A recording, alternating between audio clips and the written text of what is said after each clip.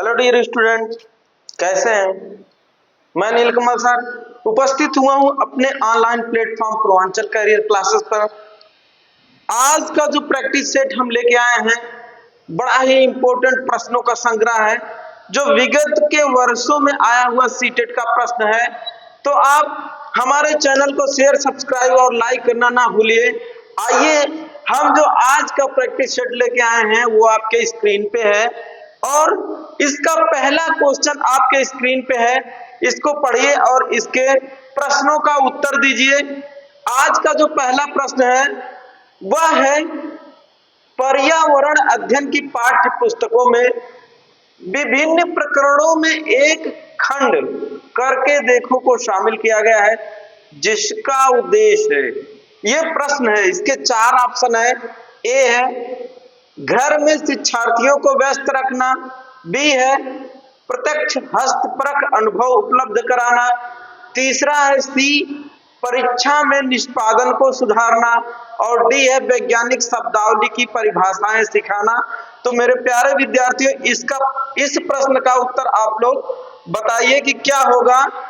इस प्रश्न का उत्तर आप लोग करके बताइए कि इस प्रश्न का उत्तर क्या होने वाला है। तो शिक्षार्थियों को व्यस्त रखना तो ये हो ही नहीं सकता, क्योंकि करके देखना, ठीक है। आपको करके देखने का मतलब कह रहा है कि किसी भी तथ्य को आप करिए और करने के बाद आपको उसका रिजल्ट कैसा आएगा उसके बारे में बताया जा रहा है। तो प्रत्यक्ष हस्तपरक अनुभव उपलब्ध कराना, जी ये इसका बिल्कुल सही उत्तर है। आगे ऑप्शन को देखते हैं, परीक्षा में निष्पादन को सुधारना, जी नहीं। वैज्ञानिक शब्दावली की परिभाषा सिखाना, तो एक चीज जान लीजिए कि अगर ऐसे प्रश्न आते हैं जिसमें परिभाषा पे जोर देने की बात कही गई हो और वैज्ञानिक शब्दावलियों को रटने की बात कही हो, तो उस ऑप्शन को पहले ही आप निगलेक्ट कर दीजिए, पहले ही उसको क्रॉस कर दीजिए। और इसमें हमेशा प्रत्यक्ष अनुभव, जैसे आप कोई काम करते हैं तो आपका वो प्रत्यक्ष अनुभव आपके साथ रहता है, इसमें वही बताया गया है। प्रत्यक्ष हस्तपरक अनुभव उपलब्ध कराना, ये किसके द्वारा संभव है? करके देखो, कोई भी प्रकरण आप करके देखो तो उसमें जो आपका अनुभव होता है वो प्रत्यक्ष अनुभव होता है। तो इस तरह से आज के प्रश्न का जो पहला प्रश्न है उसका बी वाला ऑप्शन सही है, ये वाला, ठीक है। अगले प्रश्न की तरफ चलते हैं। इसमें किसका वर्णन हुआ है? आपके स्क्रीन पे दूसरा प्रश्न है, पर्यावरण अध्ययन में एक अच्छे दत्तकार का मुख्य लक्ष्य होना चाहिए। तो दत्तकार मतलब असाइनमेंट की बात कह रहा है। अधिगम विचार के अवसर उपलब्ध कराना, प्रभावी अधिगम के लिए पाठ की दोहराई, समय का बेहतर उपयोग सुनिश्चित करना, शिक्षार्थियों को अनुशासन में बनाए रखना। तो इस प्रश्न का आप उत्तर बताइए जो आपके स्क्रीन पे है। इसका उत्तर आप चारों ऑप्शन को हमने पढ़ दिया, आप इसका उत्तर बताइए। तो अधिगम विचार के अवसर उपलब्ध कराना, ये आपका इस प्रश्न का सबसे सही उत्तर है। आज का जो है दूसरा प्रश्न, अगले ऑप्शन को चेक करते हैं। प्रभावी अधिगम के लिए पाठ की दोहराई, ऐसा कुछ नहीं। समय का बेहतर उपयोग सुनिश्चित करना, जी नहीं। शिक्षार्थियों को अनुशासन में बनाए रखना, ये दत्तकार की बात कह रहा है, असाइनमेंट की बात कह रहा है। आपको हमने इसके बारे में बताया है कि असाइनमेंट जो होता है वो पठाचार्य का भाग होता है, जिसे छात्रों को करना पड़ता है। शिक्षक के द्वारा छात्र से करवाया गया कार्य होता है, उसी को हिंदी में दत्तकार कहा जाता है और अंग्रेजी में असाइनमेंट कहा जाता है। तो इस प्रश्न का सबसे उपयुक्त उत्तर जो है वो आपका ए ऑप्शन है। अगले प्रश्न की तरफ चलते हैं, देखते हैं इसमें क्या है। इसमें तीसरा जो प्रश्न है, पर्यावरण अध्ययन के शिक्षक के रूप में चिड़ियाघर के भ्रमण का आयोजन करने का मुख्य उद्देश्य होना चाहिए। बड़ा मजेदार प्रश्न है और इससे मैं समझता हूं कि हर प्रैक्टिस सेट जो हमने लेके आया है यहां से प्रश्न जरूर मिला हुआ है और हर बार आता है ऐसा प्रश्न। तो ये बनने योग्य है, ऐसा आना चाहिए प्रश्न में, ठीक है। तो इसका आप उत्तर बताइए। पहला ऑप्शन है शिक्षा की गुणवत्ता के बारे में अभिभावकों को संतुष्ट करना। तो मेरे प्यारे विद्यार्थियों, अगर इस तरह का भी कुछ आता है, अभिभावक शब्द आता है, तो सबसे पहले गलत है, क्योंकि यहाँ पे एक शिक्षार्थी की बात की जा रही है, एक छात्र छात्रा की बात की जा रही है, ना कि अभिभावक की। दूसरे ऑप्शन को देखते हैं, शिक्षार्थियों को आनंद और मजा उपलब्ध कराना। जी, ऐसा हो सकता है। तीसरे ऑप्शन को चेक करते हैं, नित्य शिक्षण कार्यक्रम के एक रास्ता को बदलना। भ्रमण से इसका कोई संबंध नहीं है। शिक्षार्थियों को सक्रिय अधिगम अनुबंध उपलब्ध कराना। इसका सबसे उपयुक्त आंसर जो आपका है वो ऑप्शन बी है। किसी भी विद्यार्थी या छात्र छात्रा को जब आप भ्रमण पे ले जाते हैं तो उसको प्रत्यक्ष अनुभव मिलता है वहां के परिवेश के, वहां पे पाए जाने वाले जानवरों के प्रति, वहां पे पाए जाने वाली पंछियों के प्रति, और उसका मजा और आनंद भी उनको आता है भ्रमण का। तो इस तरह इस प्रश्न का भी उत्तर जो सबसे सही है वो आपका ऑप्शन बी सही है। तो आप हमारे ऑफिशियल यूट्यूब चैनल को शेयर, सब्सक्राइब और लाइक करना ना भूलिए। अगले प्रश्न की तरफ चलते हैं। मजेदार प्रश्न है ये। सामाजिक विज्ञान के संदर्भ में पर्यावरण अध्ययन पढ़ाने का निम्नलिखित में से कौन सा उद्देश्य नहीं है? यहाँ पे एक चीज दिया हुआ है, क्या है? नहीं, इसको अंडरलाइन करिए। मतलब जो सामाजिक विज्ञान है वह पर्यावरण के संदर्भ में अगर उसका अध्ययन करवाया जा रहा है तो उसका उद्देश्य नहीं है। यानी कि 3 उसका उद्देश्य है और चौथा उसका नहीं है। इन चारों ऑप्शनों में ढूंढना है। ए ऑप्शन को देखते हैं, इससे बच्चों को मुख्य शब्दावली की परिभाषा याद करने योग्य बनाना चाहिए। बी को देखिए, इसे शिक्षार्थियों को विद्यमान विचारों और अभ्यासों पर प्रश्न करने के योग्य बनाना चाहिए। तीसरा है, इसे बच्चों को समाज के एक जिम्मेदार सदस्य के रूप में बढ़ने के योग्य बनाना चाहिए। और चौथा डी ऑप्शन है, इसे बच्चों को सांस्कृतिक अभ्यासों में विविधता का सम्मान करने योग्य बनाना चाहिए। तो मेरे प्यारे विद्यार्थियों, इसका जो सही ऑप्शन है वो आपका ए ऑप्शन है, क्योंकि उद्देश्य, ये तीनों उद्देश्य इसके हैं, लेकिन ये उद्देश्य आपका नहीं है, क्योंकि इसमें हमने बताया जब कहीं भी मुख्य शब्दावली को रटना, पढ़ना, पढ़ाना, इस तरह का वर्ड आता है तो आप मान के चलिए कि वही ऑप्शन इससे हट के होता है। तो यहाँ पे नहीं पूछा है, इसे बच्चों को मुख्य शब्दावली की सही परिभाषा याद करने योग्य बनाना चाहिए। यही वाला सामाजिक विज्ञान का उद्देश्य नहीं है, सामाजिक विज्ञान के अध्ययन का उद्देश्य नहीं है। वो कौन सा है? Option A. तो इस तरह से इस प्रश्न का जो सही उत्तर हमारे स्क्रीन पे आया वो ऑप्शन ए आया। चलिए अगले प्रश्न की तरफ चलते हैं। 5वां प्रश्न ये आपके स्क्रीन पे रहा। क्या कह रहा है ये? कविता पर्यावरण अध्ययन की कक्षा में गरीबी, निरक्षरता और वर्ग असमानता जैसे सामाजिक मुद्दों पर बल देना चाहती है। निम्नलिखित में से कौन सा अधिगम अनुबंध इस उद्देश्य की प्राप्ति में अधिक प्रभावी होगा? ठीक है, तो इसमें सबसे इफेक्टिव प्रभाव की बात कर रहा है, सबसे अधिक प्रभावी के बारे में पूछ रहा है। वो कौन सा ऑप्शन है जो सबसे अधिक प्रभावी होगा उसके बारे में पूछ रहा है। आइए ऑप्शन को चेक करते हैं। शिक्षार्थियों को संबंधित मुद्दों पर स्लोगन लिखने के लिए कहना। बी ऑप्शन, संबंधित मुद्दों पर विशेष व्याख्यानों का आयोजन करना। सी ऑप्शन, शिक्षार्थियों को संबंधित सामाजिक मुद्दों पर चार्ट तैयार करने के लिए कहना। और डी ऑप्शन इसका है, शिक्षार्थियों को संबंधित जानकारी एकत्र करने और उनका विश्लेषण करने के लिए सामूहिक परियोजना लेने के लिए कहना। तो इस प्रश्न का उत्तर आपका मिल गया और इस प्रश्न का जो सबसे सही उत्तर आपका है डी ऑप्शन है।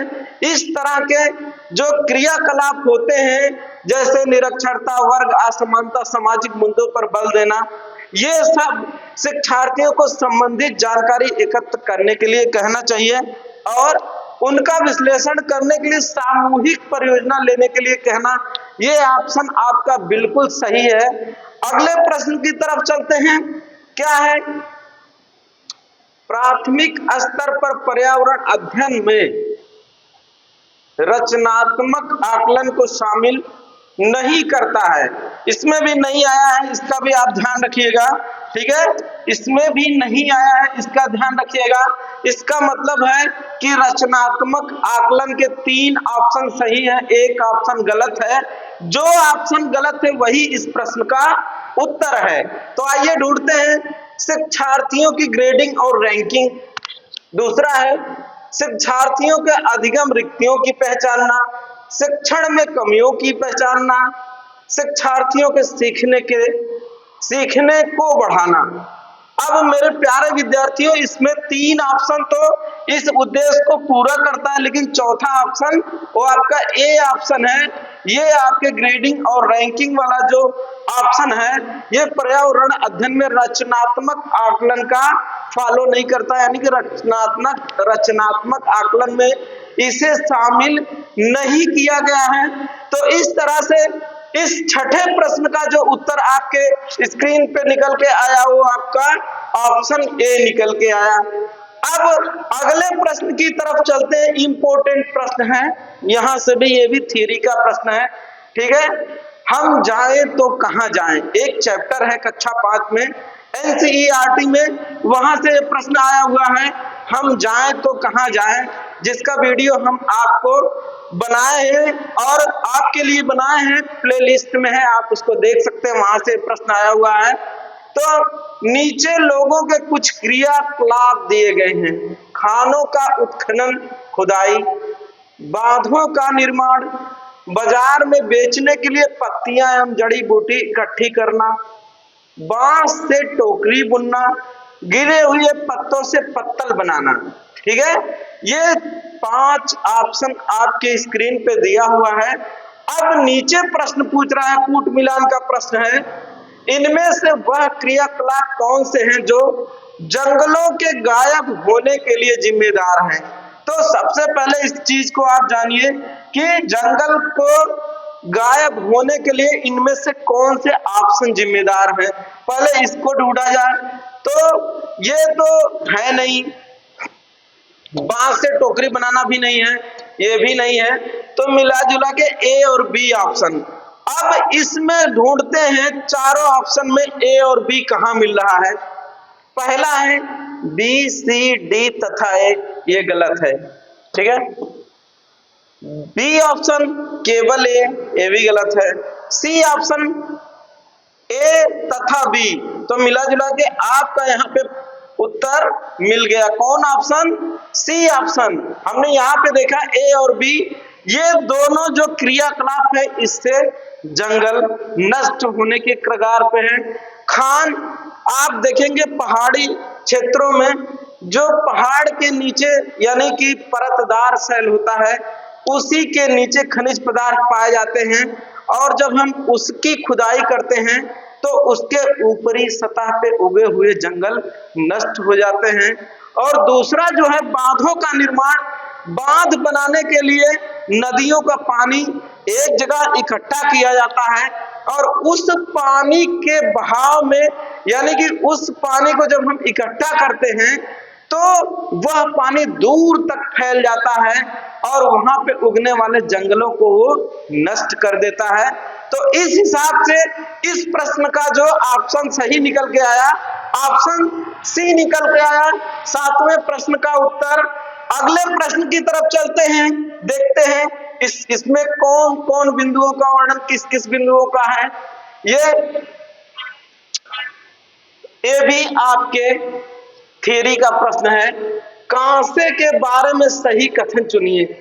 ठीक है, कांसा लोहे, चांदी तथा स्वर्ण की संभावित एक तत्व है। कांसे को तांबा तथा टिन से पिघलाकर तैयार किया जाता है। कांसा अत्यंत मजबूत होता है और इससे तोप तथा मूर्ति बनाई जाती है। कांसे के बर्तन एल्युमिनियम के बर्तनों की तुलना में हल्के और अधिक मजबूत होते हैं। अब इसके बाद कूट मिलान का है, इसमें नीचे ऑप्शन दिया हुआ कौन सा सही है। तो सबसे पहले इन चारों ऑप्शन का अध्ययन करते हैं, फिर उसके बाद इन चारों में देखते हैं। तो यहाँ पे जो निकल के आया आपका, ये पहला तो गलत है। कांसा, लोहे, चांदी तथा स्वर्ण की भांति एक तत्व है। ये तत्व नहीं है, ये मिश्रण है। क्या है? ये मिश्रण है। कांसे को तांबा तथा टिन से पिघलाकर तैयार किया जाता है। बिल्कुल, ये तांबा और टिन का मिश्रण होता है, जिसे कांसा कहा जाता है। अगला है, कांसा अत्यंत मजबूत होता है, इससे तोप तथा जी ये मजबूत नहीं होता है बल्कि मुलायम होता है। अगला है, कांसे के बर्तन एल्युमिनियम के बर्तनों की तुलना में हल्के और अधिक मजबूत होते हैं जी। तो इस तरह से हम देख रहे हैं चारों ऑप्शन में दो ऑप्शन सही है।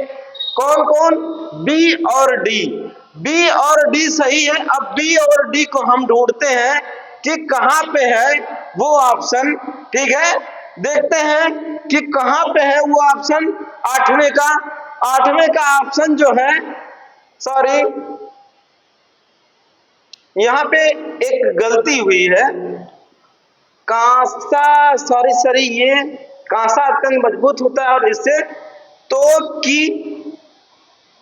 तोप तथा मूर्ति बुद्ध बनाई जाती है। यानी कि इसका जो ऑप्शन सही है आठवां का ये वाला ऑप्शन गलत है, ये बल्कि सही है। ठीक है, बी व सी, सॉरी गलती हुई यहाँ पे पढ़ने में। तो इस हिसाब से जो सबसे सही उत्तर निकल के आया आपका बी तथा सी, यानी कि आठवें का बी ऑप्शन सही है। ये कूट मिलान का प्रश्न है, इस चीज को ध्यान रखिएगा कि कांसा अत्यंत मजबूत भी होता है और इससे तोप तथा मूर्ति बनाई जाती है। कांसे की मूर्ति बनाई जाती है। कांसे के बर्तन एल्युमिनियम के बर्तनों की तुलना में हल्के और अधिक मजबूत होते हैं। ये ऑप्शन गलत है। तो बी और सी ऑप्शन कहां पे है आपके? ये वाला ऑप्शन है। ठीक है, इस प्रश्न का सबसे सही ऑप्शन बी है। आइए अगले प्रश्न की तरफ चलते हैं। यहाँ पे ये गांधीधाम गुजरात का रहने वाला कोई व्यक्ति पहले भोपाल मध्य प्रदेश और फिर हैदराबाद आंध्र प्रदेश जाना चाहता है। इसके सफर की दिशाएं क्या होंगी? तो ये आपका चित्रण का है। ठीक है, क्या है? मैप से प्रश्न आया हुआ है, एक प्रश्न इस टॉपिक से आता है। तो हम जानते हैं कि गुजरात कहां पे है? पश्चिम में है। ठीक है, गुजरात कहां पे है? पश्चिम में है। ठीक है, और ये क्या है? पूरब है। ये क्या है? उत्तर है। और ये क्या है? तो दक्षिण है। हमें पता है कि गुजरात कहां पे है? पश्चिम में है। ठीक है, और मध्य प्रदेश कहां पे है? एकदम बीचों बीच है यहां पे। ठीक है, ये अब हैदराबाद कहां पे है? तो मध्य प्रदेश की तुलना में ये किधर है? नीचे की तरफ है, यानी कि दक्षिण की तरफ है ये हैदराबाद।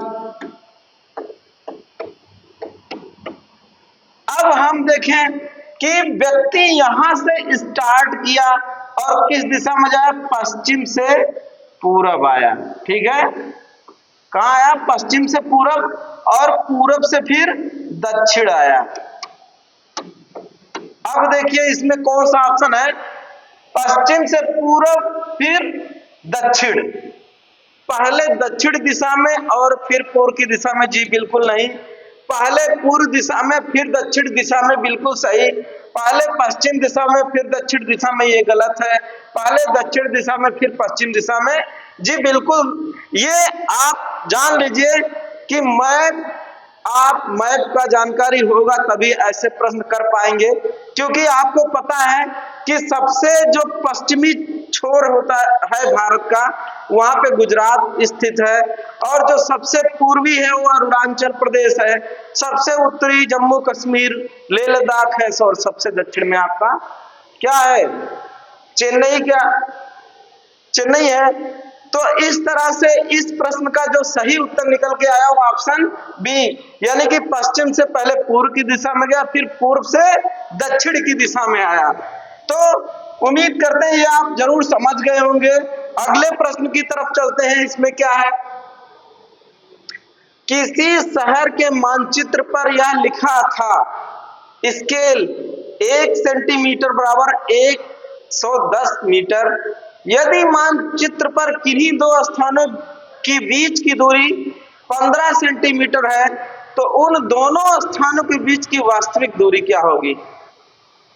अब देखो बढ़िया प्रश्न है ये, ठीक है। 1 सेंटीमीटर बराबर यहां पे दिया हुआ है 110 मीटर, तो 15 सेंटीमीटर बराबर कितना हुआ, 15 गुणे 110। अब ये कितना हुआ, 15 शून्य शून्य, और 15 इकन्नम 15 के 5, फिर 15 इकन्नम 15 1 16, 1650। ये क्या आया, मीटर आया, ठीक है। क्या आया, ये मीटर आया, ये मीटर आया, ठीक है। अब ये पूछ रहा है कि हाँ ठीक है 1650 मीटर आया, और इन दोनों के बीच की दूरी, वास्तविक दूरी को पूछ रहा है। पहले ऑप्शन को चेक करते हैं, 1.65 किलोमीटर, तो ये मीटर है। जब इसमें 1000 से भाग दिया जाएगा तो ये कितना आएगा, 10 इकन्नम 10 और 10 छक्का 60, ठीक है। यही ना आया, यही आया, कितना, ये किलोमीटर आया। इस चीज को आप देखिएगा, 1.65 किलोमीटर, ठीक है। तो इस हिसाब से जो आपका ऑप्शन सही है वो पहला ऑप्शन। अब इसमें करना कुछ नहीं है, बस ये ऊपर 1 सेंटीमीटर बराबर 110 क्या दिया हुआ है, मीटर दिया हुआ है। इसी आधार पे 15 सेंटीमीटर का हम 110 से 15 में मल्टीप्लाई कर देंगे तो ये 1650 मीटर आ गया। और हमें पता है कि 1 किलोमीटर में 1000 मीटर होता है। 1 किलोमीटर बराबर 1000 मीटर, ये हम जानते हैं।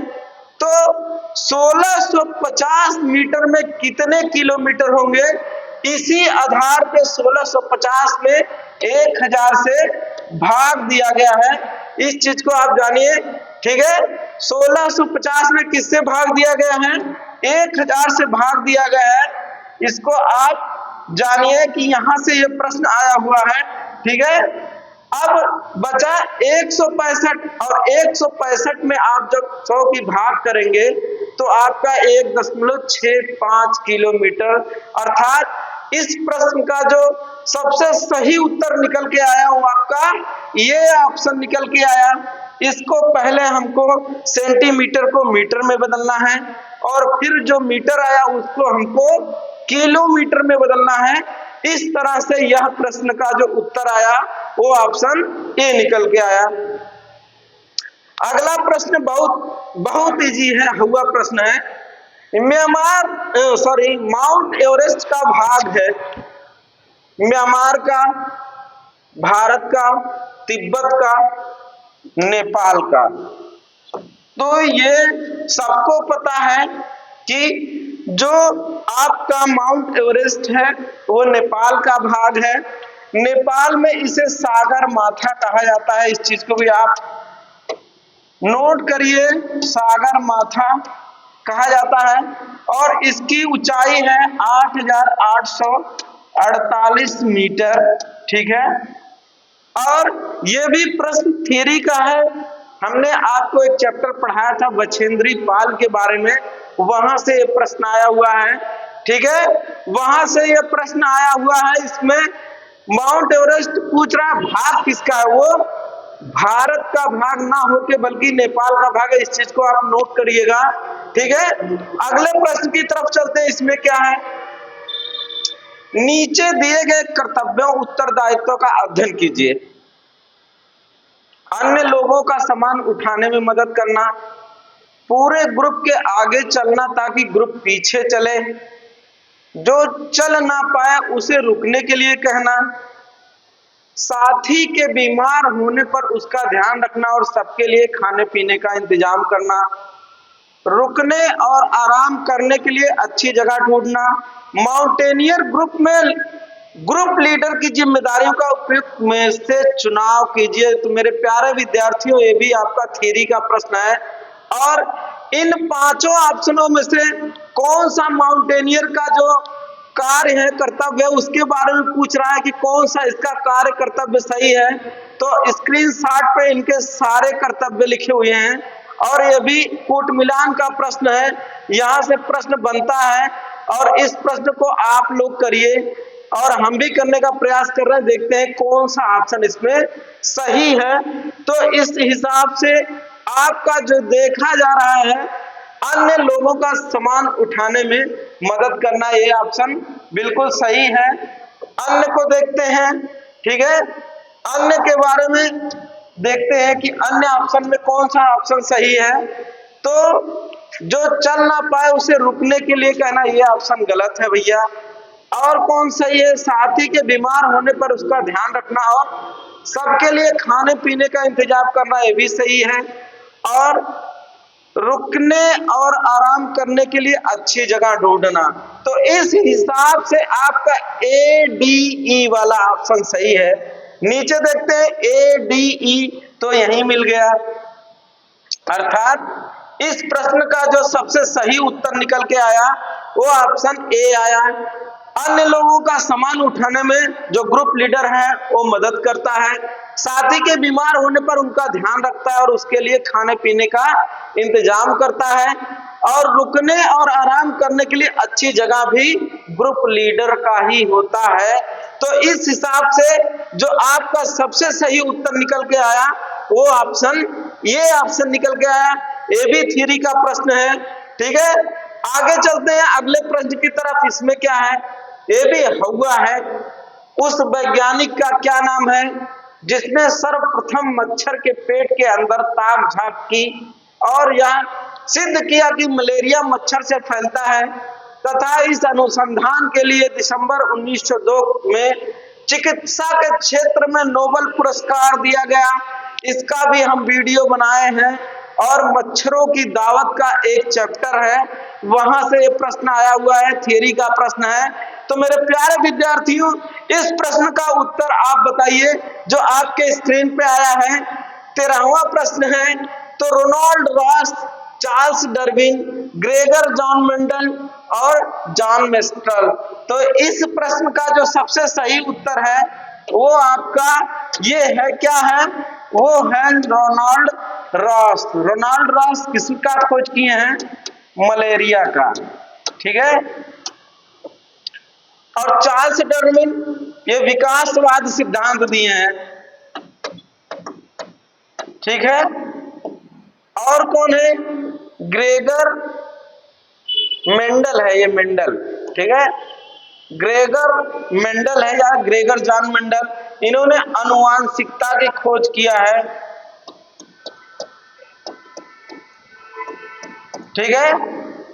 और जॉर्ज मेस्ट्रल जो हैं ये वेलक्रो की खोज किए हैं, ठीक है।